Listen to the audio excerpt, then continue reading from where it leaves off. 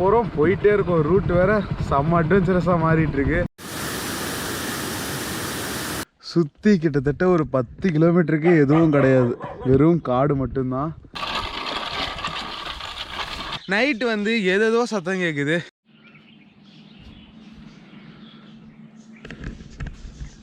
வணக்கம் மக்களே, எல்லாம் எப்படி இருக்கீங்க? நான் சூப்பரா இருக்கேன். நீங்க எல்லாரும் வேற லெவலா இருப்பீங்கன்னு தெரியும். இப்போ நான் ஒரு செம்ம லொக்கேஷன்ல இருக்காங்க. கிட்டத்தட்ட 5-10 கிலோமீட்டருக்கு நாங்க மட்டும்தான் இருக்கோம். சுத்தி காடு, இந்த சைடு மலை, அப்படிதான் இருக்கு. இந்த இடத்த பத்தி பார்க்கறதுக்கு முன்னாடி நாங்கள் இந்த இடத்துக்கு எப்படி வந்தோம்னு சொல்லிட்டு பார்த்துட்டு வந்துடுறீங்களா?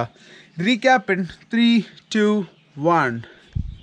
இப்போ மணி ஜஸ்ட் 1 o'clock தான் ஆகுது. இப்போ தான் அந்த தொட்டிப்பாலத்தை போய் குளிச்சுட்டு வந்தோம். செம்மையாக இருந்துச்சுங்க அந்த எக்ஸ்பீரியன்ஸு. நீங்களும் பார்த்துருப்பீங்கன்னு நினைக்கிறேன். நெக்ஸ்ட்டு சுருளி ஃபால்ஸ் போகலாம் அப்படின்னு சொல்லிட்டு பிளான் வச்சுருந்தோம். பட் இப்போ என்ன சட்ட சிக்கல்னா, சுருளி ஃபால்ஸில் தண்ணி ரொம்ப ரொம்ப கம்மியாக வருதான். ரெண்டாவது சில நேரம் அளவு வேறு பண்ண மாட்டுறாங்களாம். இங்கேருந்து அவ்வளோ தூரம் போயிட்டு அவ்வளோ ஸ்ட்ரெயின் எடுக்கணுமா அப்படின்னு சொல்லிட்டு அப்படியே பிளான் பிக்கு இப்போ ஷிஃப்ட் ஆகிறோம். பிளான் பி அதை விட கிராண்டாக இருக்க போகுது. நீங்கள் தேனியாளாக இருந்தால் இந்த இடம் உங்களுக்கு கண்டிப்பாக தெரிஞ்சிருக்கும். தேனிலேருந்து கம்பம் போகிற டைரெக்ஷனில் பாளையத்துக்கு முன்னாடி ஒரு பிரிட்ஜு வரும். அந்த பிரிட்ஜிலேருந்து சைடில் பார்த்தீங்கன்னா ஒரு செகண்ட் அப்படியே வந்து மெய் மறந்து பார்ப்பீங்க. அந்த இடத்துக்கு தான் போயிட்டுருக்கோம்.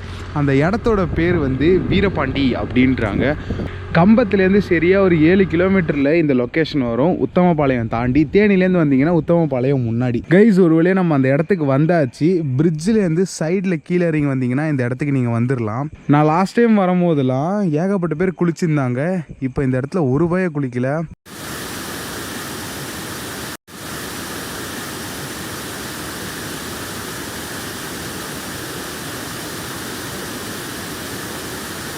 எனக்கு தெரிஞ்சு இப்போ இதில் இறங்கி குளிக்கிறது ரொம்ப ரொம்ப ரிஸ்க்குன்னு நினைக்கிறேன். அந்த ரிஸ்க்கை நம்ம எடுக்க தேவையில்லை. மூடிக்கிட்டீங்கன்னு கிளம்பிடலாம், அதான் பெஸ்ட்டு.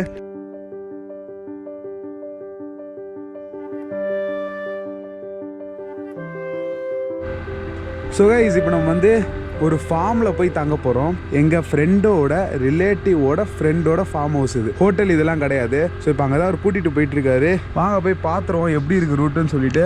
ஆனால் சீனரி எப்படி மாறிட்டு வருது பார்த்தீங்களா? 2 பக்கமும் அப்படியே பச்சை பசேன்னு மாறிட்டு வருது. சிட்டி அந்த கல்ச்சர்லாம் போயிட்டு அப்படியே ஒரு மாதிரி ஃபார்ம்ஸ், ஃபாரஸ்ட், வாட் அ ஃபீல்யா. சரி, ஃபாரஸ்ட்லாம் போச்சு. இப்போ இதுக்கு நடுவு காட்டுக்குள்ளே நம்ம போயிட்டுருக்கோம். ஆஃப் ரோடிங் வேறு பயங்கரமாக ஆகிட்டுருக்கு. தாண்டி போயிடுவோமா?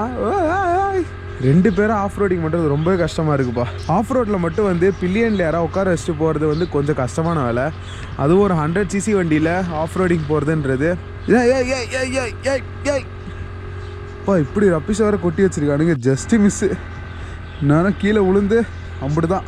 ஸோ ஓகே, அப்பா வந்து ஃப்ரண்ட்டில் அந்த அங்கிள் போகிறாருல, அவர் வண்டியில் ஏற்றி விட்டுறலாம். நம்ம வந்து ஃப்ரீயாக கொஞ்சம் தூரத்துக்கு ஆஃப் ரோடிங் பண்ணுவோம். பாப்போம் கைஸ், ஒரு ஃபார்ம் ஹவுஸில் போய் தங்க போயிட்டுருக்கோம். போகிறோம் போயிட்டே இருக்கோம். ரூட் வேறு செம்ம அட்வென்ச்சரஸாக மாறிட்டுருக்கு. இன்றைக்கி ஒரு சம்பவம் காத்திருக்கு. வாங்க போவோம். ஒன்று எவ்வளோ தூரம் தான் போகிறோன்னு பார்ப்போம். டெரெயின் பாருங்களேன் என்னமா மாறிட்டு வருதுன்னு.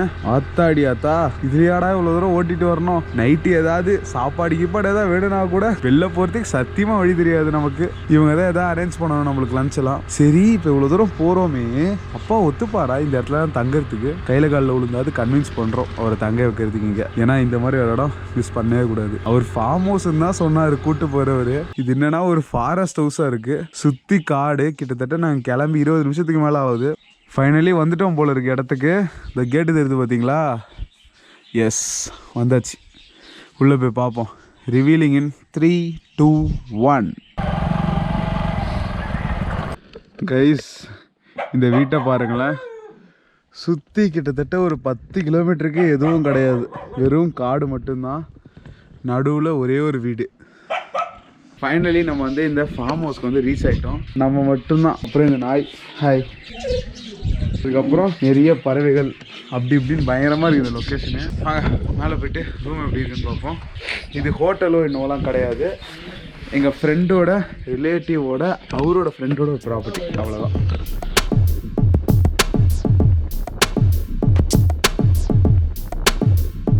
ஸோ ஃபைனலி இங்கே தங்கலாம்னு சொல்லிட்டு முடிவு பண்ணியாச்சு.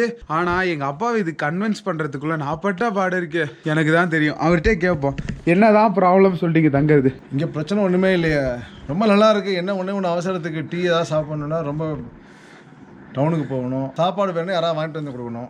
இந்த மாதிரி ஒரு வைல்டு எக்ஸ்பீரியன்ஸ் நம்மளுக்கு வெளில போனால் கிடைக்குமா? நீங்களே சொல்லுங்கள். நீங்களாக இருந்தால் இந்த மாதிரி ஒரு இடத்துல தங்குவீங்களா, இல்லைன்னா டவுனில் போய்ட்டு ரூம் எடுத்து தங்குவீங்களா? கமான், கீழே போய் கமெண்ட்ஸை சொல்லுங்கள். இந்த லொக்கேஷனை மட்டும் பார்த்துட்டு இங்கே தங்க முடியாதுன்னு யாராவது சொல்ல முடியுமா? யாருமே இல்லாமல் கம்ப்ளீட்லி டிஸ்கனெக்டட், மொபைலில் டேட்டா, இந்த மாதிரி ஒரு இடம் தங்குறதுக்கு இதுக்கு மேலே வேறு என்ன சார் வேணும்? ஸோ அவ்வளோதான். இப்போ கொஞ்ச நேரம் நாங்கள் ரெஸ்ட் எடுக்க போகிறோம். இப்போ மணி கரெக்டாக ஒரு 2:30 3 o'clock ரேஞ்ச் ஆகிட்டு இருக்கு. கொஞ்ச நேரம் கழிச்சு போய் சுள்ளி பொறுக்கிட்டு வர போகிறேன். அந்த பக்கம்லாம் டீப் ஃபாரஸ்ட் இருக்குது மலை மேலே. அங்கே போய் சுள்ளி பொறுக்கிட்டு வந்து நைட்டுக்கு கேம்ப் ஃபயர் ட்ரை பண்ண போகிறோம். பாப்பா எப்படி இருக்குன்னு சொல்லிட்டு. இப்போதைக்கு நான் கொஞ்சம் தூங்கிக்கிறேன்ப்பா. இது நைட்லேருந்து கண்டினியூஸாக ஏதோ பண்ணிக்கிட்டே இருக்கோம். செம்ம டயர்டாக இருக்குது. இதுக்கு தான் ஒரு நல்ல கிறிஸ்டியன் ஃப்ரெண்ட் வேணுன்றது. கரெக்டான இது நான் கிளம்பும் போது ஒரு கேக் வந்தது. அது எப்படிலாம் யூஸ் ஆகுது பாருங்க. ஆளையில் அதே இடத்துல ஒரு கேக் பிரேக்.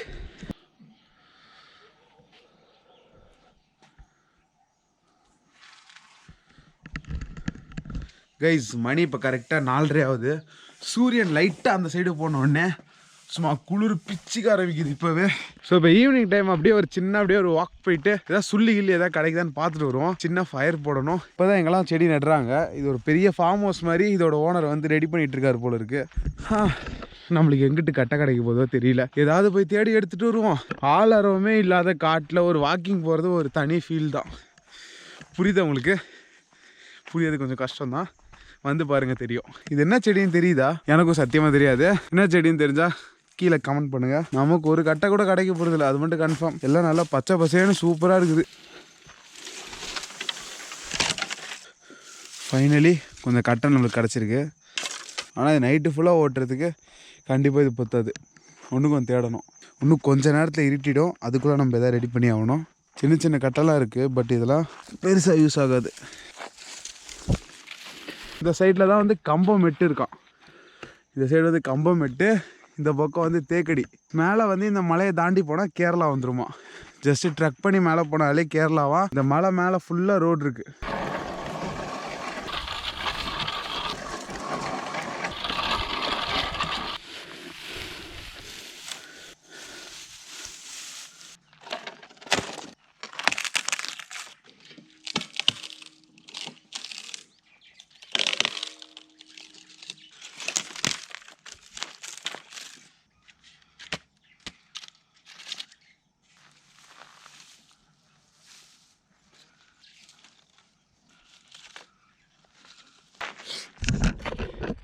டன். 5 நிமிஷம் போராடி நம்மளே முடிச்சிட்டோம். கேம்ப் ஃபயர் செட்டப் நல்லா இருக்கா? பேர்கில் செலவுக்கு இல்லைனாலும் ஏதோ இருக்குதுன்னு நினைக்கிறேன். ஆமாம், கேம்ப் ஃபயர்லாம் பண்ணி முடிச்சிட்டோம். நைட்டு மலை மேலேருந்து கொம்பை இறங்கிட்டானா என்ன பண்ணுறது? Just kidding. அதெல்லாம் எதுவும் இல்லையா.